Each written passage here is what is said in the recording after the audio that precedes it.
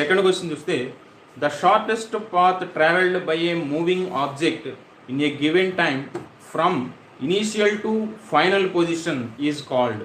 అంటే మనకి ఇనీషియల్ నుంచి ఫైనల్ పొజిషన్ ట్రావెల్ చేసినప్పుడు మొత్తం అది పాత్ క్యాలిక్యులేట్ చేస్తే దాన్ని డిస్టెన్స్ అంటాం. ఇక్కడ మనకు కావాల్సింది షార్టెస్ట్ పాత్ అన్నారు కాబట్టి అది డిస్ప్లేస్మెంట్ అవుతుంది. అంటే డిస్ప్లేస్మెంట్ అనేది షార్టెస్ట్ ఏదైతే ఉంటుందో దాన్ని డిస్ప్లేస్మెంట్గా తీసుకుంటాం. సో రిమైనింగ్ ఏవైనా కూడా అదంతా డిస్టెన్స్ కింద కన్సిడర్ చేయాలి. నెక్స్ట్ థర్డ్ వన్ వచ్చేసరికి the distance covered by a body along semi circular path of radius are.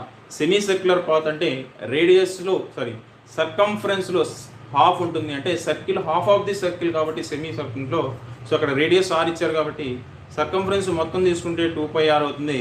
So ఇక్కడ మనకి ఇచ్చిన దాంట్లో క్వశ్చన్ సెమీ సర్క్యులర్ కాబట్టి దాంట్లో హాఫ్ అంటే πr అవుతుంది. నెక్స్ట్ వన్ వచ్చేసరికి ఫోర్త్ వన్ ద